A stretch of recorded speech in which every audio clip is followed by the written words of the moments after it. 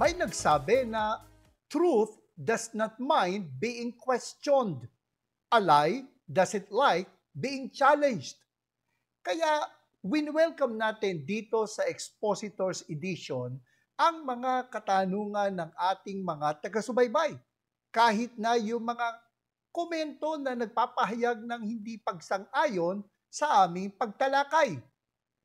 Madalas na nakakatanggap tayo ng mga katanungan tungkol sa free will o malayang kalooban, malayang pagpapasya o malayang pagpili ng tao. Totoo nga ba ang free will?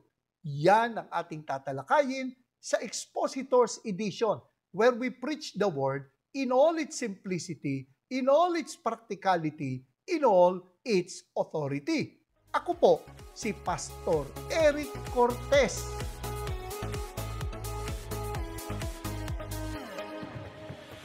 Sa ating naging episode na totoo ba ang free will, may 1 taon na ang nakalipas, may mga natatanggap pa rin tayong komento hanggang ngayon. Hayaan po ninyo na i-share ko ang portion ng kanyang comment. Sabi, lahat ng tao makasalanan. Yung word na lahat, may choice pa ba doon? Kung may pumili ng kasalanan o wala? Wala ng choice doon.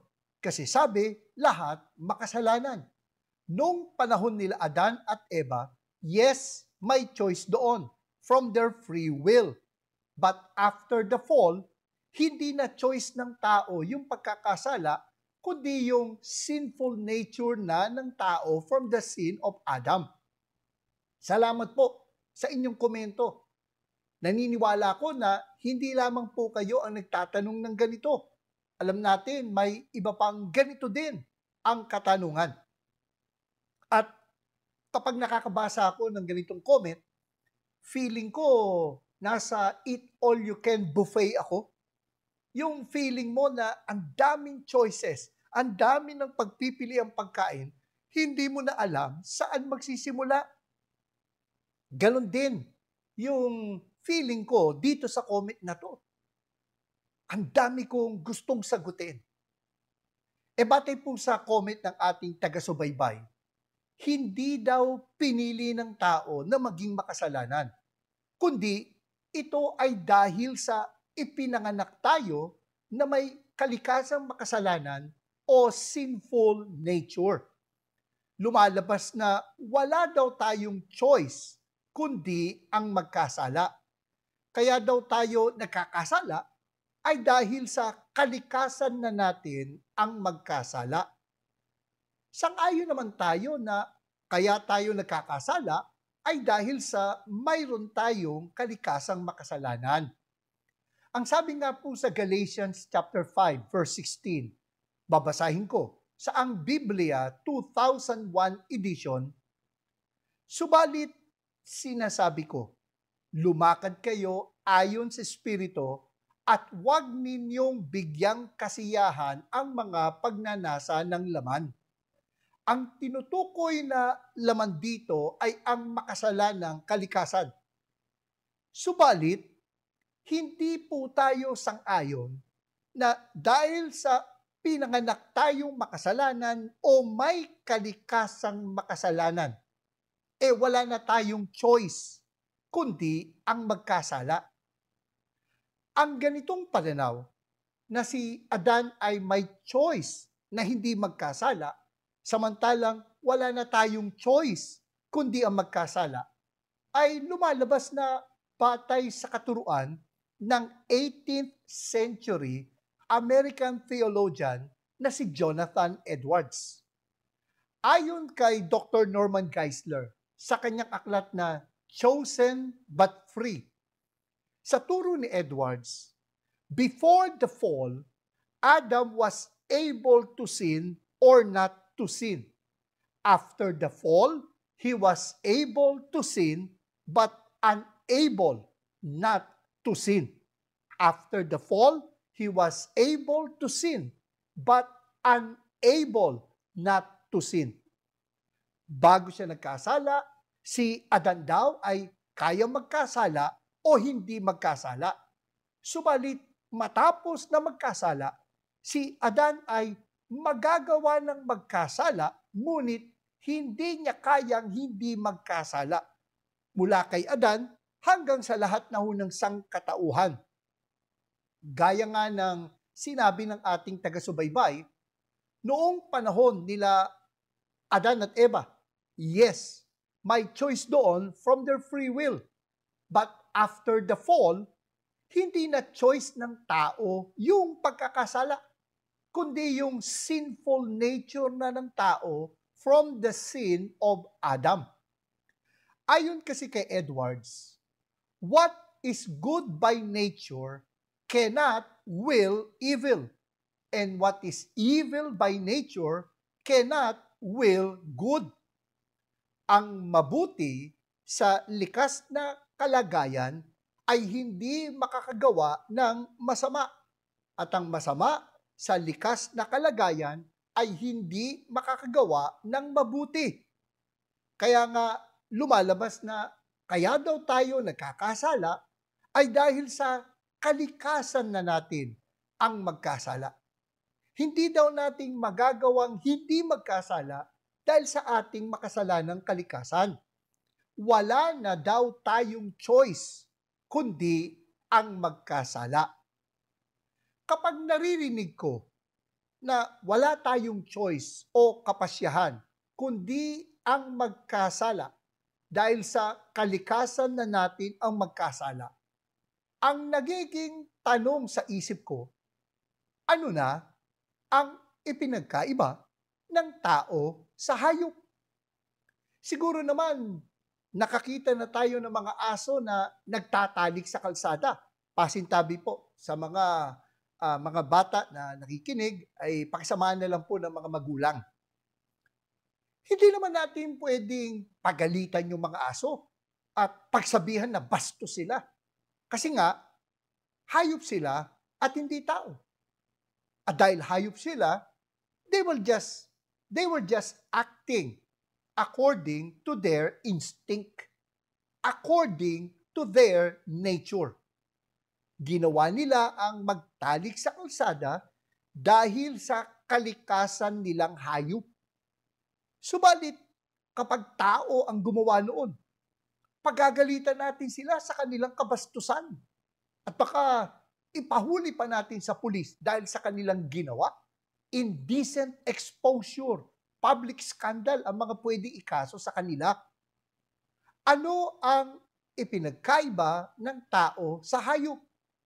Both animals and humans have natural sexual desires, but we humans can choose where and when and with whom to express our desires.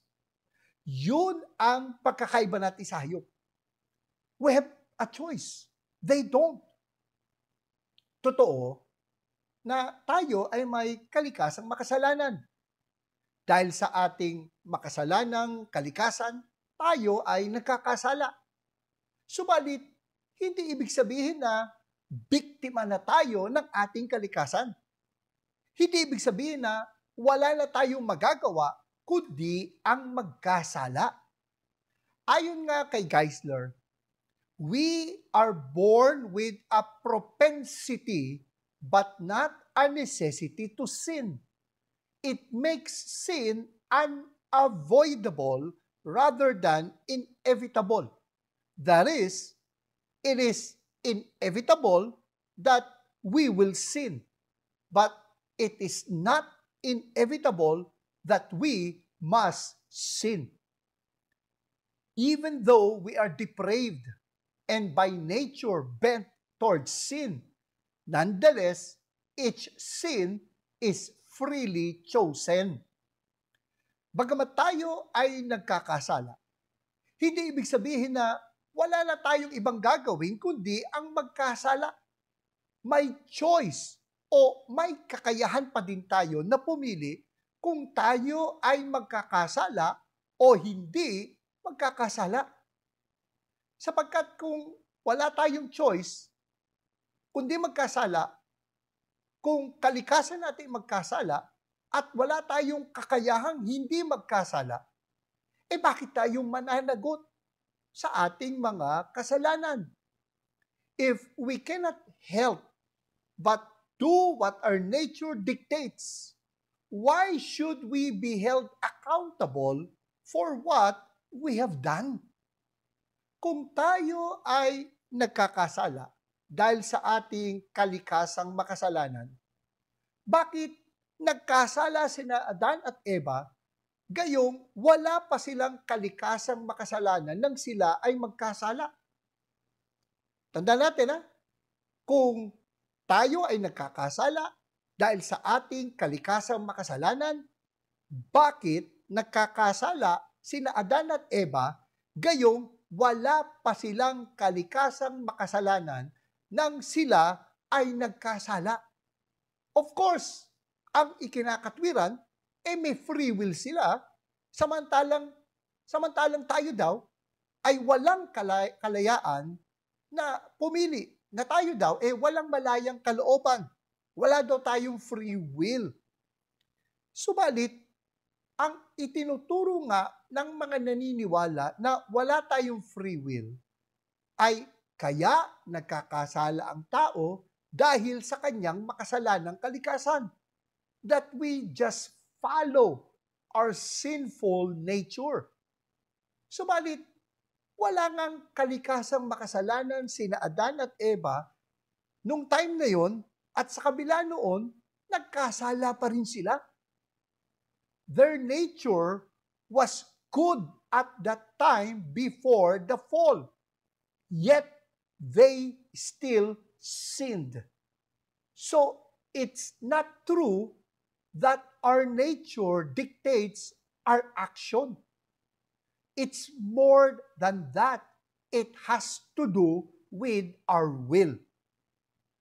Muli, hayaan ninyo na i-quote ko si Geisler. It confuses desire and decision.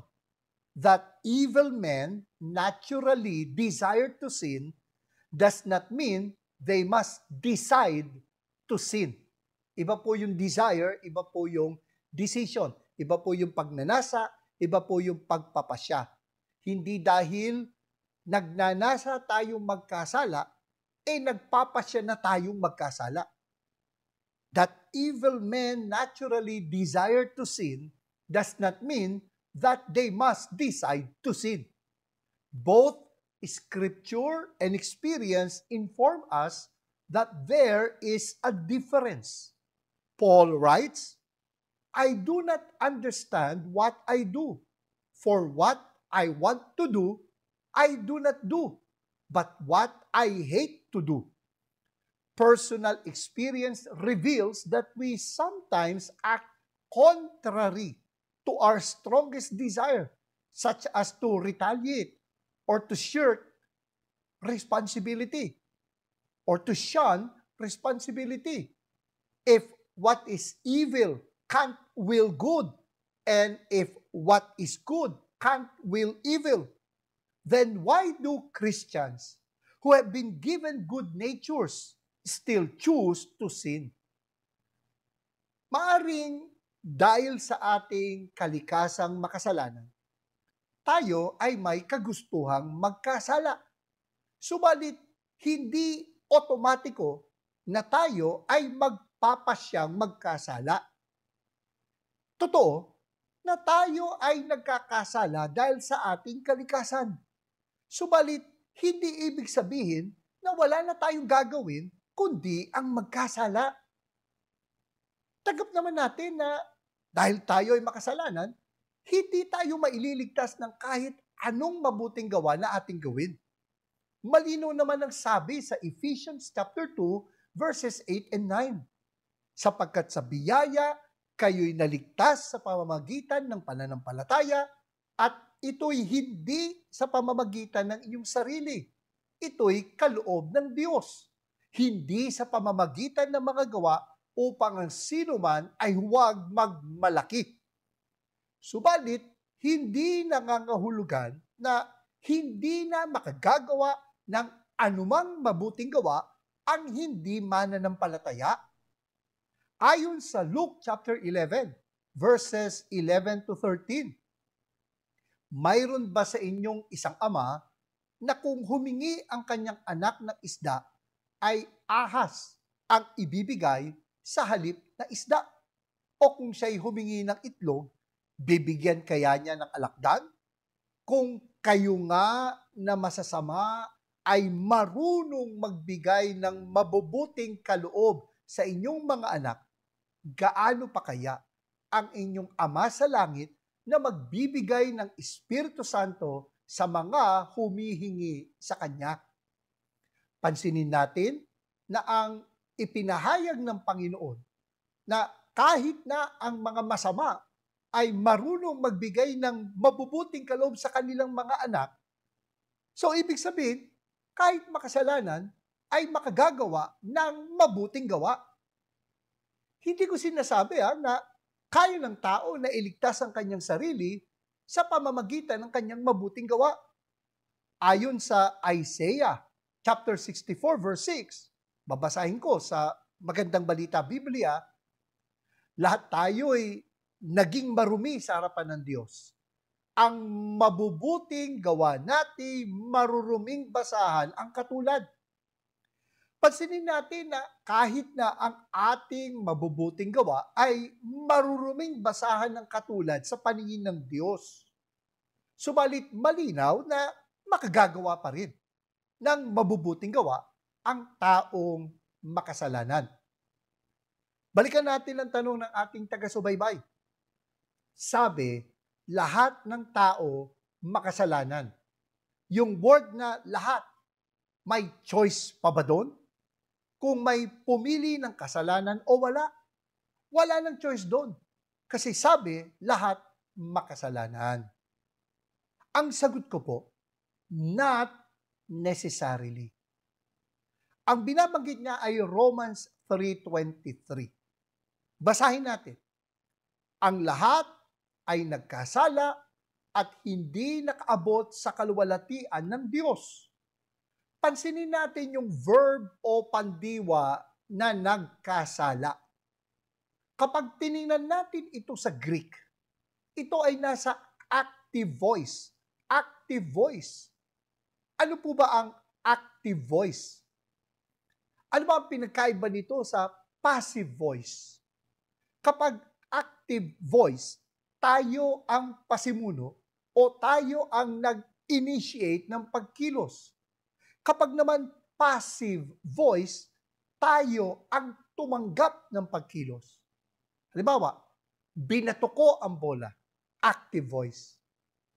Tinamaan ako ng bola, passive voice. Tandaan natin na nang sabihin ng Biblia na lahat ay nagkasala, ang ginamit para sa salitang nagkasala ay active voice. Ang ibig sabihin, nang sabihin na nagkasala, tayo ang may kagagawan ng pagkakasala. Pasya natin, choice natin ang magkasala. Ang malungkot, nagkasala tayong lahat. Kaya lahat tayo ay hindi nakaabot sa kaluwalhatian ng Diyos. Lahat tayo, pinili natin na magkasala. Kaya mayroong choice sa ating pagkakasala.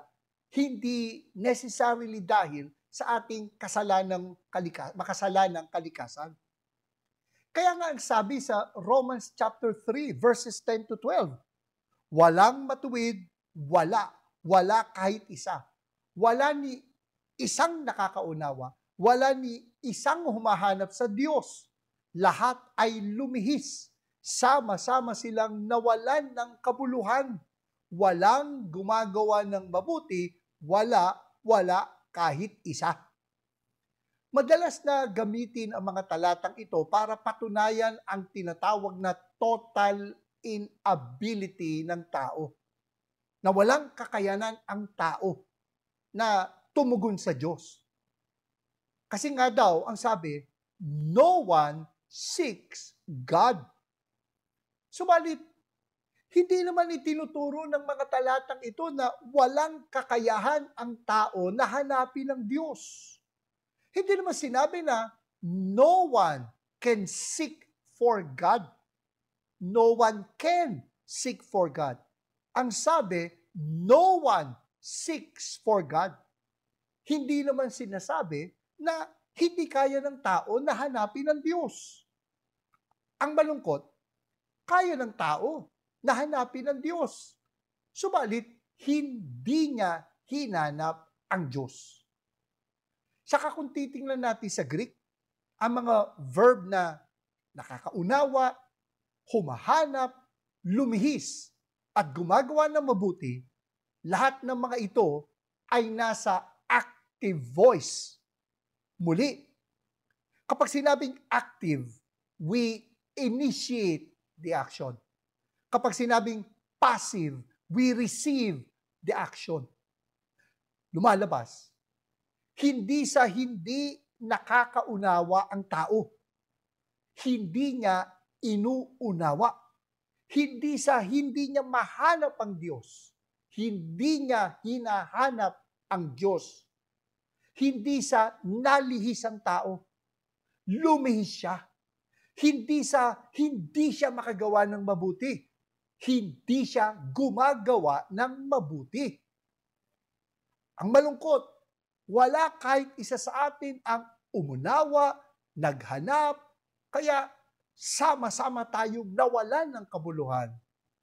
Kaya, kalooban ng tao, kaya siya nagkasala at naging makasalanan. Kalooban ng tao, may choice tayo dito. Yes, we were sinners by birth because of our sinful nature, but we are sinners by choice also. Kapag sinabi natin na ang tao ay may malayang kalooban, ang tawag dito, libertarian freedom. Libertarian freedom. Ano po ang libertarian freedom? Ayon kay Adam Harwood, sa kanyang aklat na Christian Theology, Biblical, Historical, and Systematic, libertarian freedom is the belief that people have the freedom of contrary choice. People have the freedom of contrary choice. Ganito din ang definition ni Kenneth Kitley sa kanyang aklat na Salvation and Sovereignty, a Molinist Approach. By definition, libertarian freedom is the ability or power to choose or to refrain from choosing.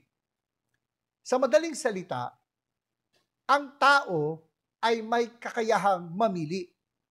Ang tao ay maaring magpasya na gawin ang isang bagay o hindi ito gawin.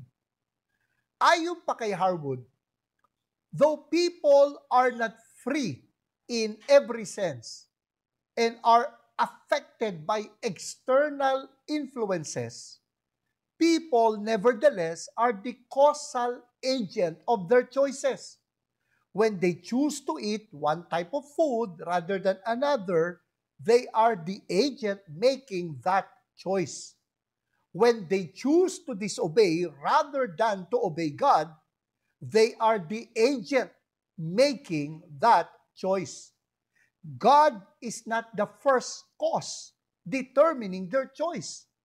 The conscious nature of human choices is a necessary condition for moral responsibility for those actions. Kapag sinabi natin na ang tao ay may free will o may kalayaang pumili, hindi naman natin sinasabi na absolute o ganap ang kalayaan na ito. May limitasyon ang ating kalayaan. Subalit, hindi nagbabago ang katotohanan na malaya tayong pumili. Hindi natin pinili kung ano ang ating kasarian ng tayo ipanganak. Hindi natin pinili kung sino ang ating magulang o kung saan tayo pinanganak. Limitado ang ating free will, hindi absolute o ganap. Pero the point is, meron tayong limited ability to choose. May kalayaan pa rin tayong pumili.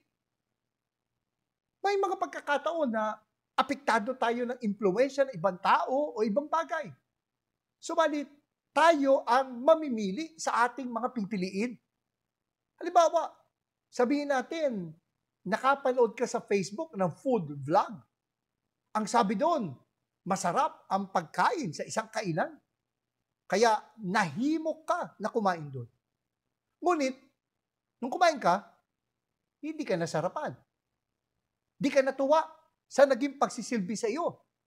At pakiwari mo, nalugi ka. Hindi mo pwedeng sisihin yung vlogger. Ikaw ang nagdesisyon na pumunta doon at kumain.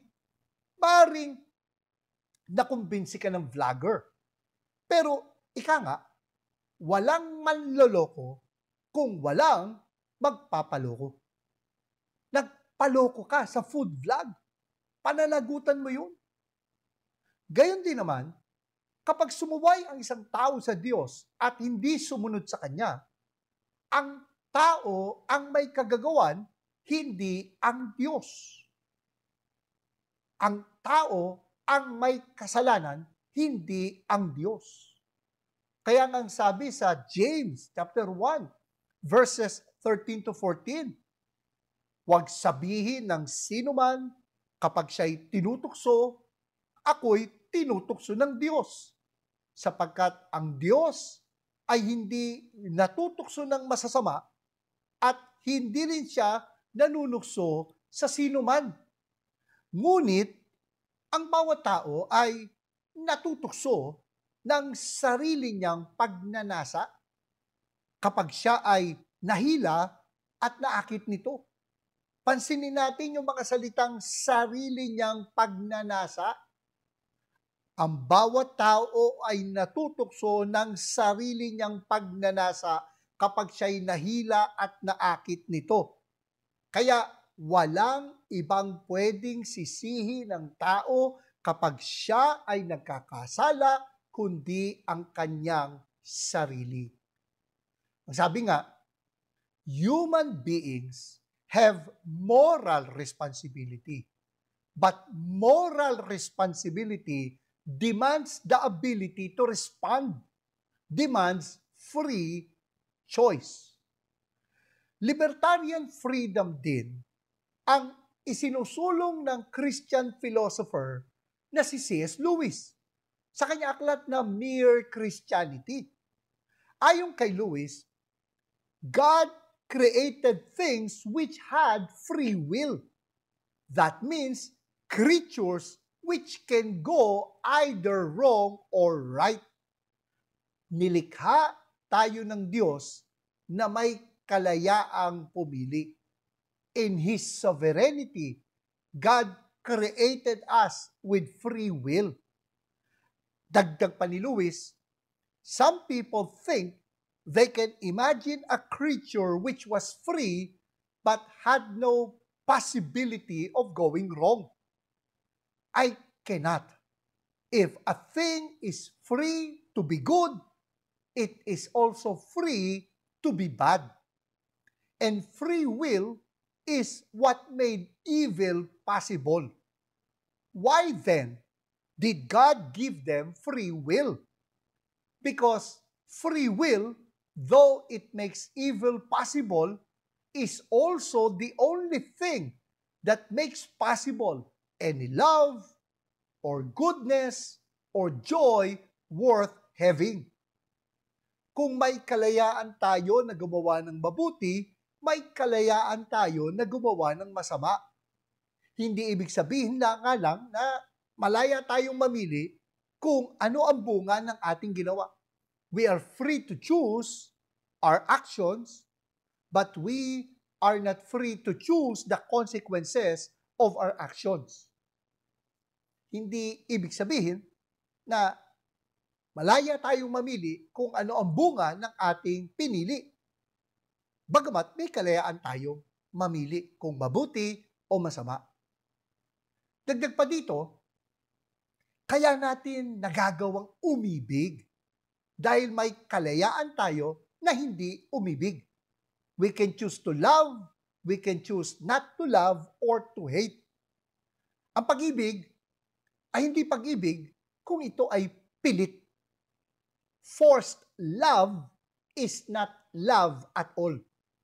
Ang pag-ibig ay pag-ibig kung ito ay malaya.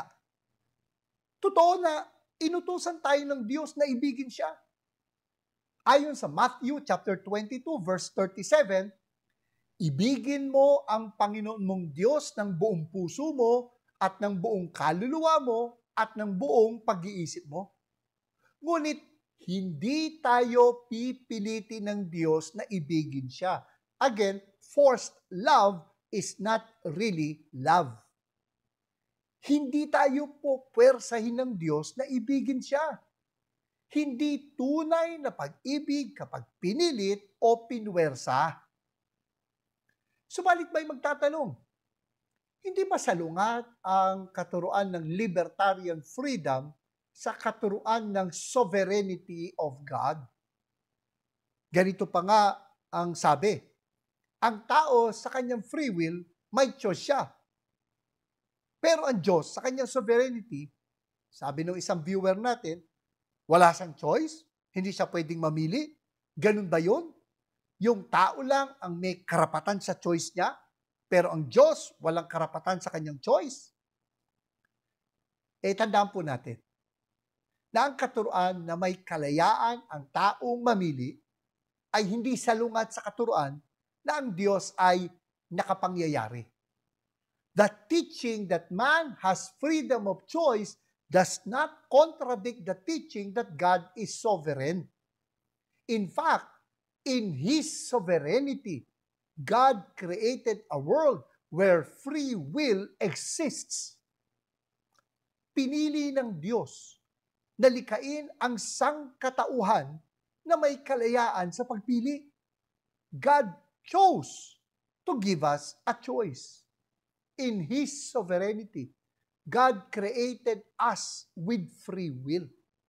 Malaya tayong pumili.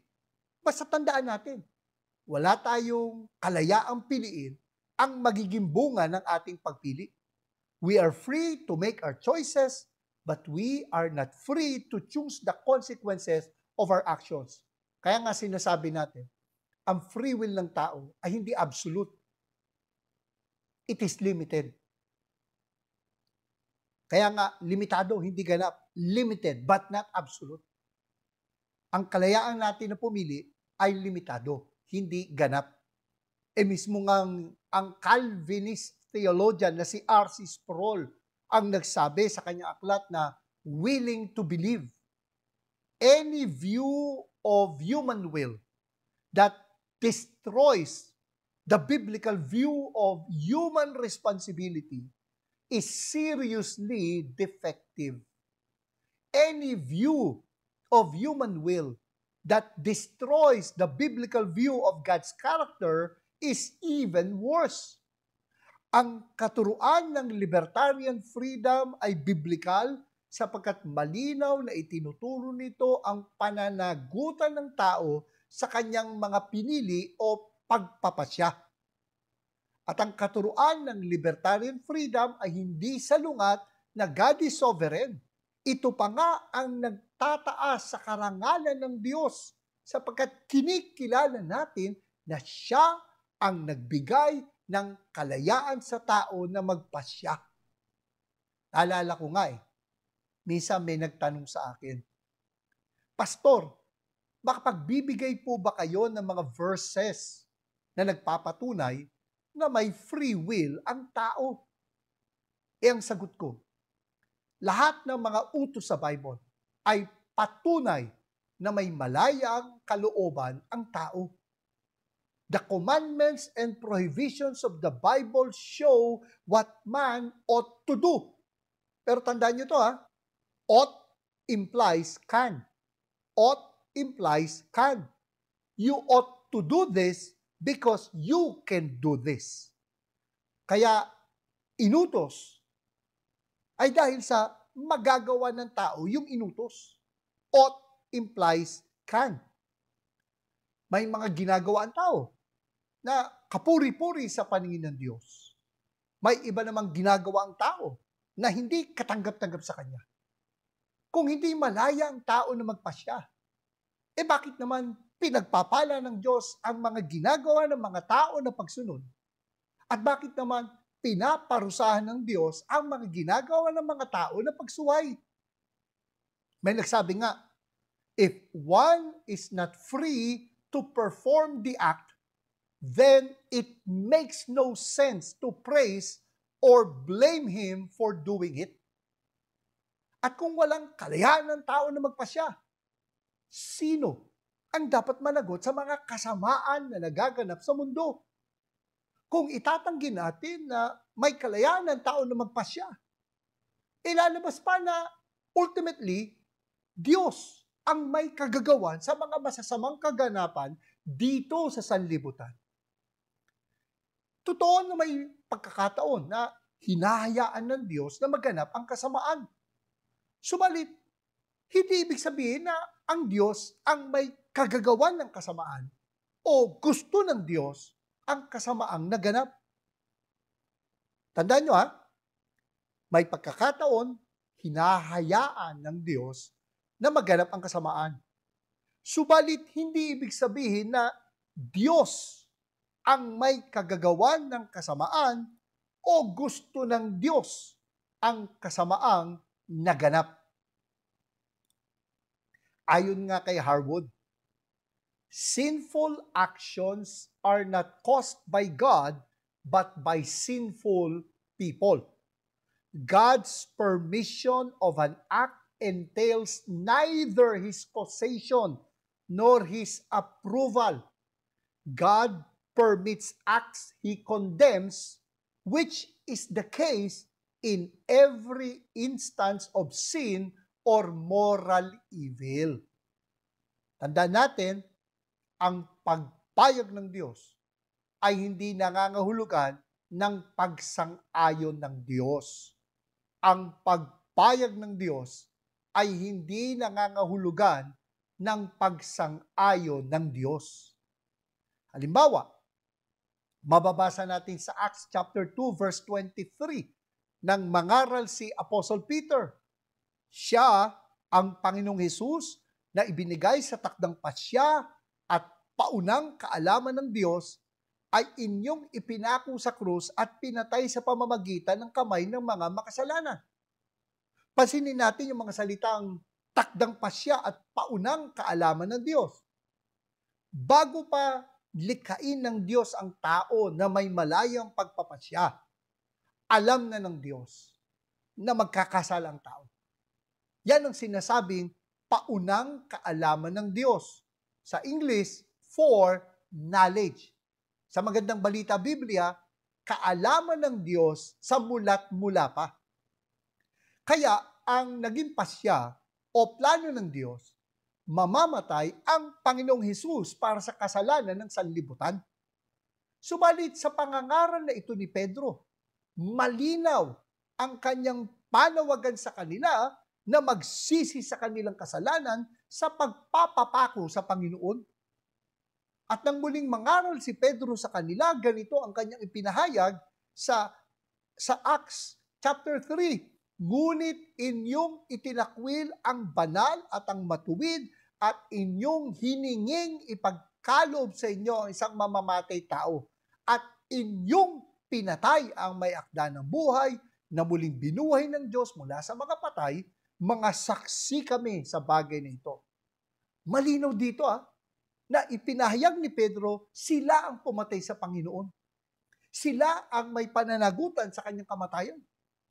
At kung matatandaan pa natin nang siya'y nasa krus, ganito ang naging panalangin ng ating Panginoon sa Luke chapter 23, verse 34. Ama, patawarin mo sila sapagkat hindi nila nalalaman ang kanilang ginagawa. Kung hindi nila sarili at malayang pasya na ipako ang Panginoon sa krus, bakit sila kailangang patawarin ng Diyos? Ang paghingi ng pagpapatawad para sa kanila ay patunay ng kanilang pagkakasala ng kanilang pananagutan. Dito makikita natin, God sometimes uses sin and evil for His good purposes. Ngunit malinaw na may pananagutan ang sangkatauhan sa kasalanan at kasamaan sa sanlibutan. Ang pagpayag ng Diyos ay hindi nangangahulugan ng pagsang-ayon ng Diyos. Katulad nga ng sabi ni Joseph sa Genesis chapter 50 verse 20. Kayo'y nagnasa ng masama laban sa akin. Ngunit inilagay ng Diyos para sa kabutihan upang mangyari ang gaya sa araw na ito upang mapanatiling buhay ang napakaraming tao. Kahit na ginamit ng Diyos ang kanilang masamang ginawa kay Joseph para sa ikaliligtas ng bansang Israel, nanagot pa rin ang mga kapatid ni Joseph sa kanilang kasalanan sa kanya.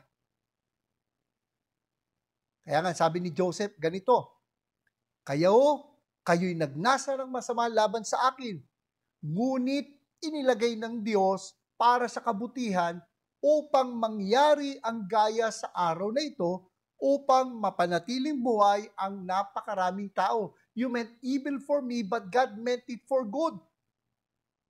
At kita nyo, mananagot pa rin sila sa ginawa nila kay Joseph. Ginamit ng Diyos ang kanilang masamang ginawa kay Joseph. Binenta siya bilang alipin. Actually, pinagtangkaan siya, pinag-isipan siyang patayin. Naisip lang nila, mas may pakinabang sila pag binenta siya. Masama yung ginawa nila kay Joseph.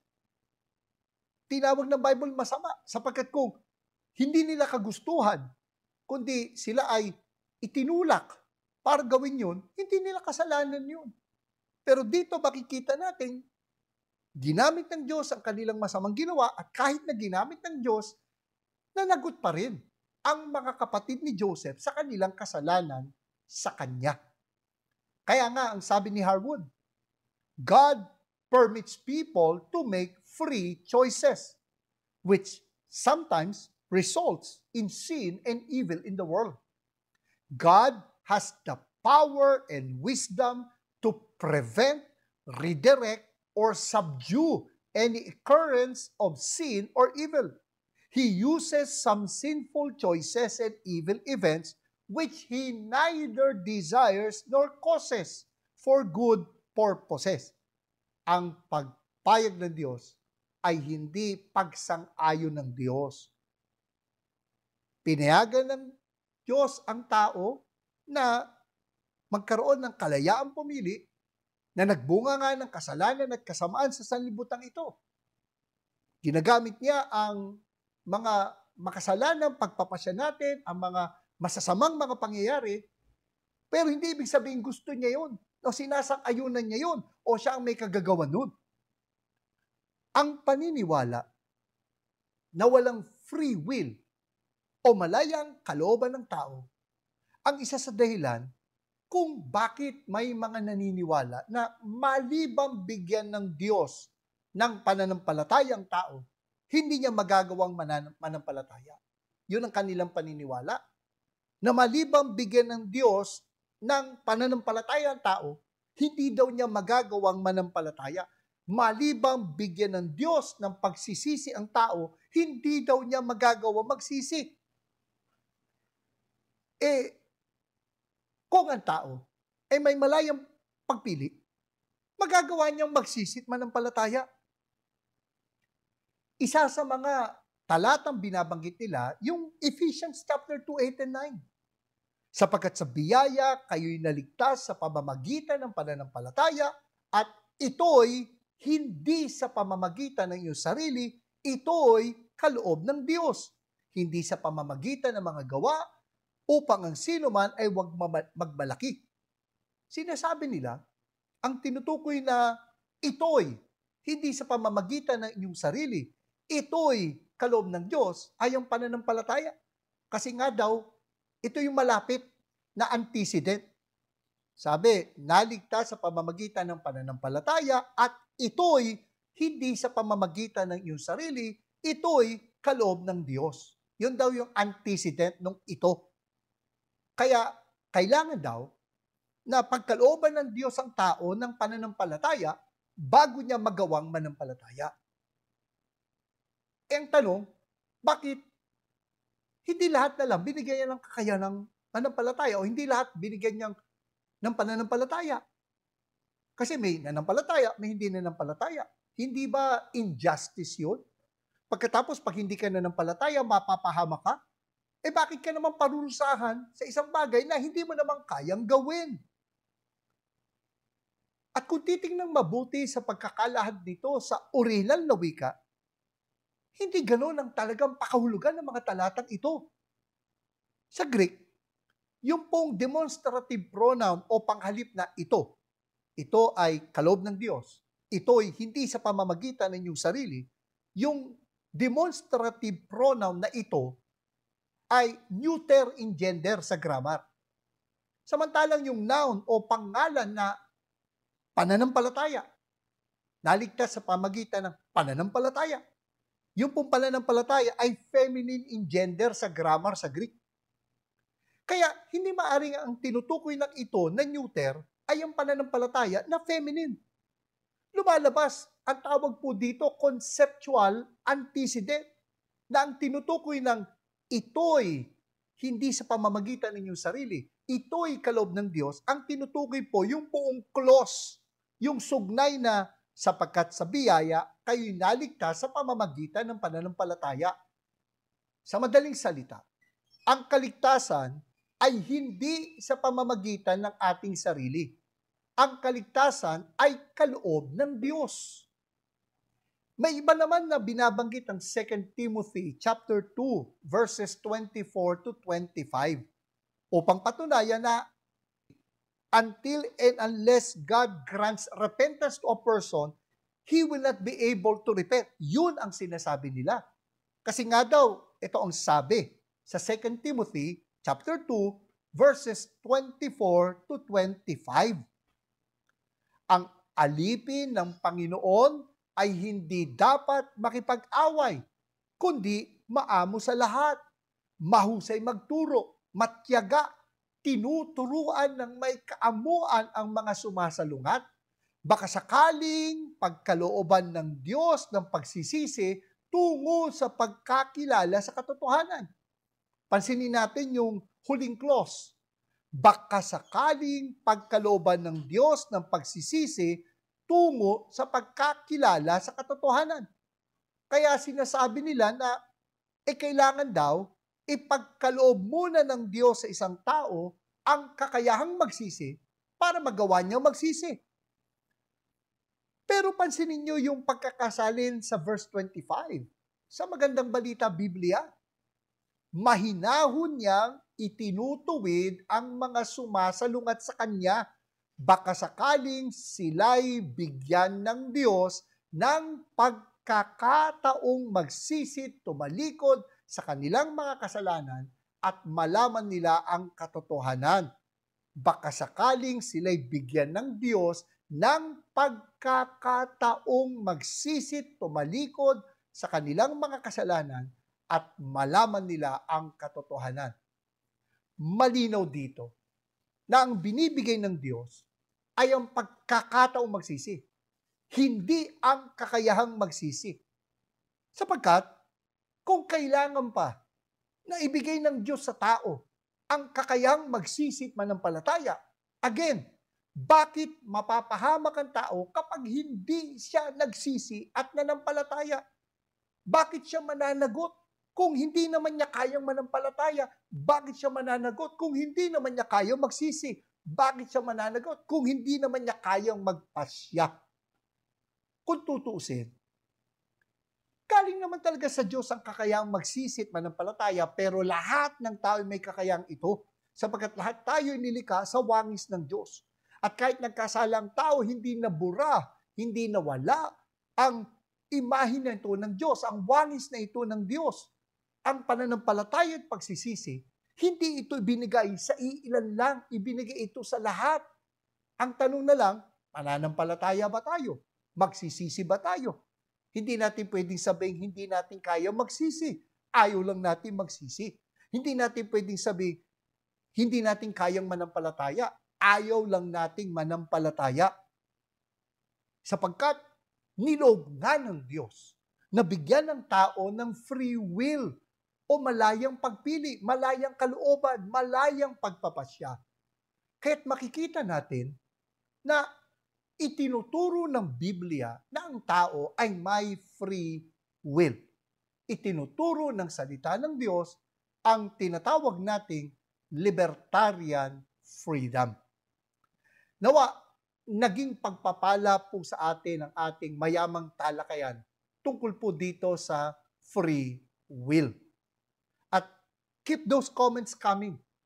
Gusto po naming mabasa ang inyong mga reaksyon o tugon sa ating pong naging pagtalakay dito. Maaari po kayong mag-subscribe sa aming pong YouTube channel. At kung kayo po ay napagpala, paki-like at paki-share din po. Paki-hit na rin po ang notification bell para wala kayong ma-miss na episode ng Expositors Edition. Maaari din po ninyo kaming i-follow sa Facebook o sa Spotify. Ang Expositors Edition ay napapakinggan din sa Care 104.3 D-Way FM sa Bicol at sa 1116 DXAS, Your Community Radio sa Zamboanga, Basilan, Sulu at Tawi-Tawi. Marami pong salamat sa inyong pagsubaybay. Ako po, si Pastor Eric Cortez na nagpapaalala, ang katotohanang nagpapalaya, katotohanang isinasagawa.